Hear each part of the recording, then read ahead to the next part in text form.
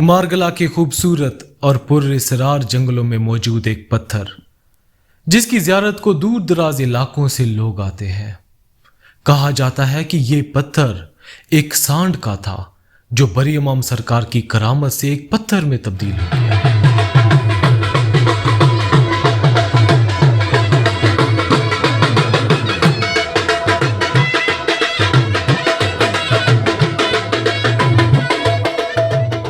यहाँ हर वक्त मेले का समा होता है। लोग यहाँ पे नाच के अपनी अकीदत जाहिर करते हैं।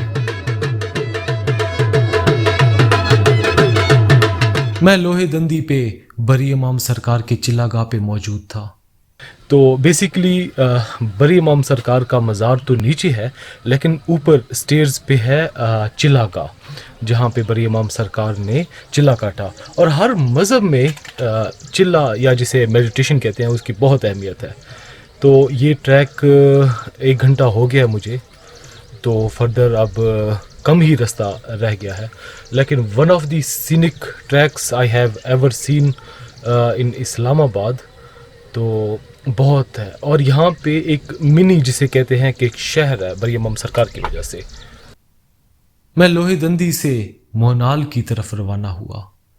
मारगला के खूबसूरत पहाड़ी सिलसिले और खूबसूरत रस्तों पे मैं इस कदर मदहोश था कि मुझे मालूम ही नहीं पड़ा कि मैं खैबर पख्तूनख्वा के एक इलाके सांगड़ा बाजार में पहुंच गया। तो मैंने एक साइन बोर्ड देखा था जिस पे लिखा था नीलान बोथा। नीलान से मुराद नीला पानी, बोथा एक शख्स का नाम था। कहा जाता है कि बरी इमाम सरकार जब इस मकाम पे चिल्ला काट रहे थे तो एक शख्स जिसका नाम बोथा था वो रोजाना बरी इमाम सरकार को दूध दे के जाता था। बोथा जिस भैंस से दूध निकाल के जाता था अगले दिन वो मर जाती थी।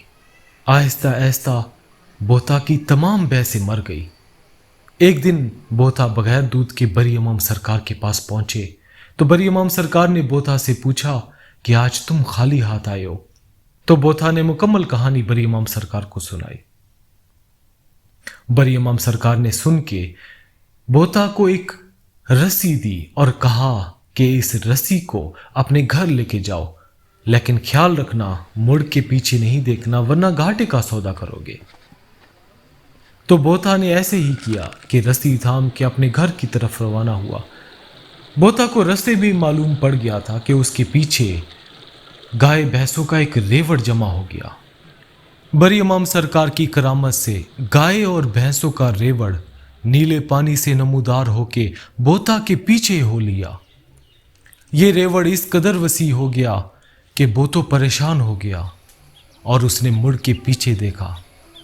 बरी इमाम सरकार के मना करने के बावजूद जब बोथा ने पीछे मुड़ के देखा, एक संडा जो कि पानी से नमूदार हो रहा था वो वहीं पे पत्थर का हो गया।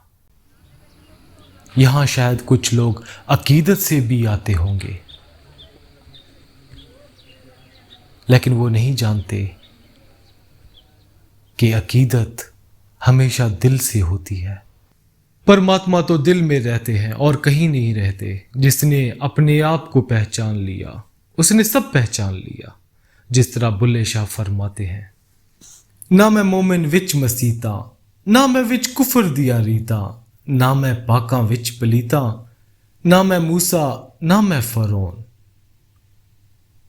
ना मैं भेद मजहब दा पाया, ना मैं आदम हवा जाया, ना कुछ अपना नाम धराया, अवलो आखिर आपनू जाना, ना कोई दूजा होर पछाणा, मैं तो वद ना कोई सिहाना, बुलिया वो खड़ा है कौन, भुलिया की जाना मैं कौन।